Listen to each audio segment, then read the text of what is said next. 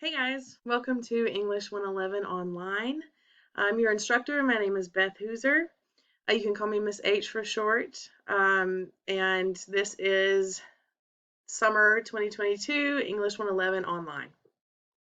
So I just want to go over a few things before you begin the course. Main thing is I want to show you how to navigate my Blackboard course. So as you'll notice, I have that up here. And I just want you to spend some time clicking through all the links on the left over here. For example, there's course information here.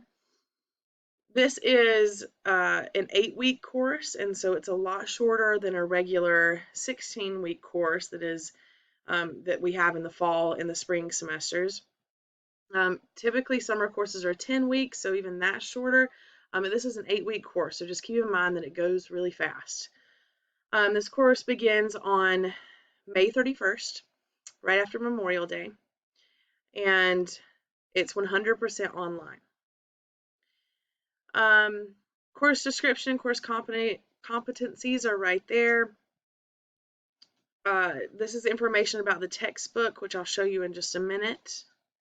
And then some other required materials that you'll need to have for the course. So just read through all of this. Okay, and the most important documents for this course, one second,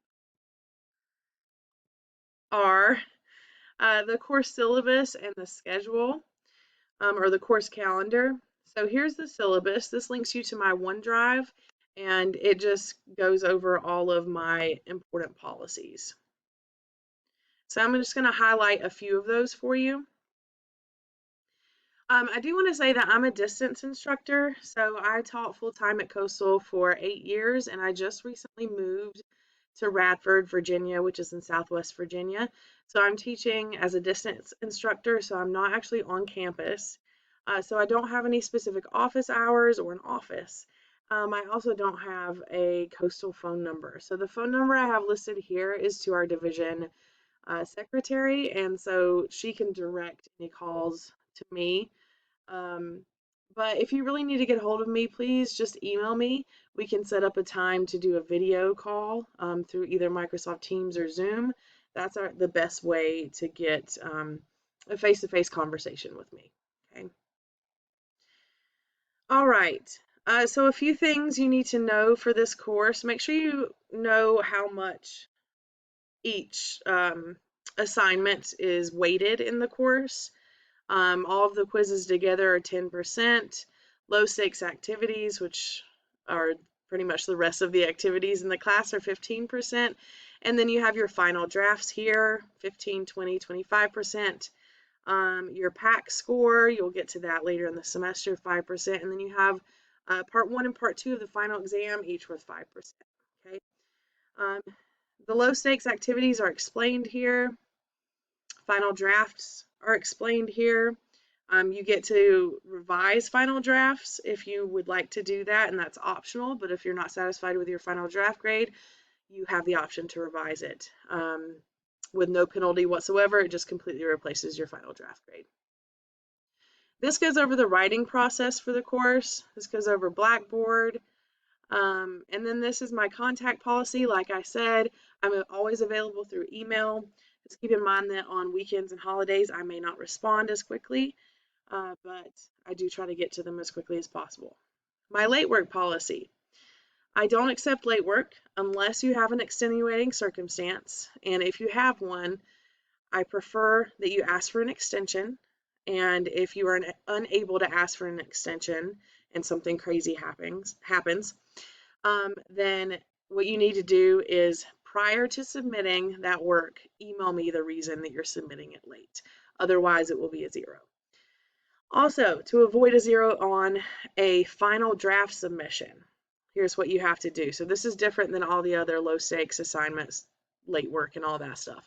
For a final draft late submission, I want you to make sure you upload the essay to the Blackboard submission area within 48 hours of the original deadline. And then also download, complete, and email the late essay submission form. That's located in Blackboard and important course documents, info, and links, the link on the left. And so you have to email that to me within 48 hours of the original deadline. Do not skip anything on that submission form. Otherwise, you'll get the maximum penalty, which is 20 points deducted, which is 2 letter grades. So please make sure you do that submission form if you turn in a final draft late. Okay. Other things, attendance policy. So I take attendance once a week, and if you miss all of the work for 1 week, then you get an absence. But you have to miss all of the work that week to get that absence. So if you do one single thing for that week, you won't get an absence, okay? But once you hit 2 absences, you're allowed to have 1, but once you hit 2, I'm required to disenroll you from the course. If you're at a good academic standing, we can discuss reinstatement. If you want to be reinstated, you have to email me that request, okay? Other things on here, just some, like our plagiarism policy, disability and accommodations. So make sure if you have some sort of disability or need an accommodation, make sure you contact the email or the number here. And then our Title IX policy, communicable disease policy, our Writer Center, which is really, really, really important for you guys. Make sure you're using the Writer Center. So the Writer Center has document feedback and video appointments for distance learners. So if you're a distance learner, then you can still use the Writer Center. Student Success Team information, and then Career Center information, which you might also be interested in. Okay. Going back to Blackboard, I have attendance policy here. If you need the Pell Grant verification, that's there, my contact information, and then our course calendar with all the due dates on there. Here's that important course documents, info, and links link I was talking about, and the late essay submission form is right there. This is other information that you'll need to know. This is the help zone. This is a discussion forum that you can look at, and I will look at. If you have a question you want other students, maybe you think maybe they have the same question, then post there and I'll answer it. Or you can talk with your classmates as well. Here's our 2 textbooks. These are ebooks. You automatically have access to these because when you signed up for the class, that was part of your tuition. So you have access to these 2 ebooks. Let's see. Just other helpful links here, okay? Here's the inclusive textbook access FAQs if you have questions about how to access these textbooks. All right, moving on here. To start the course, you should click the Start Here link. And here's just all of our introductory stuff. So I'm going to post this welcome video here. Here's the course syllabus and course calendar. I want to look at the course calendar really quick with you guys. So all assignments are due on Sunday at 11:59 p.m. So for example, on week 1, you don't have anything due during the week, but you should be completing all of these assignments beginning on May 31st, okay? And then they're not due until Sunday, June 5th, all right? But every single one of these is due by Sunday, June 5th at 11:59 p.m., all right? So I suggest doing these throughout the week. Make your own timeline if necessary. Definitely don't start all of these on Sunday. You won't get them done, okay?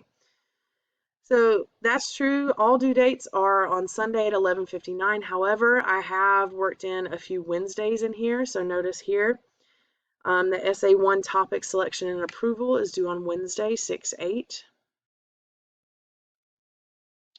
Peer review feedback is typically due on Wednesday, and then final drafts are due on Sunday, so you have enough time to revise. So that's true for all of these. So topic selection and then peer review feedback are always due on Wednesdays. Everything else is due Sunday, 11:59. Okay. If you have any questions about this calendar, please let me know. Make sure you are looking at that all the time so that you don't miss any due dates. Okay, so here are your activities for the start here, week 1. So you should complete all of these. And then I also just have some readings worked in here and some PowerPoints that'll be helpful for you. So make sure you're looking at those as well. Okay, so that's the start here, and then here's module 1. This is, so I okay,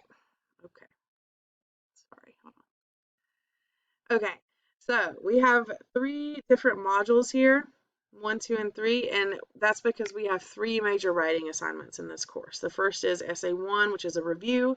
The second one is Essay 2, which is a visual rhetorical analysis. The third one is Essay 3, which is a social issue problem solution research essay.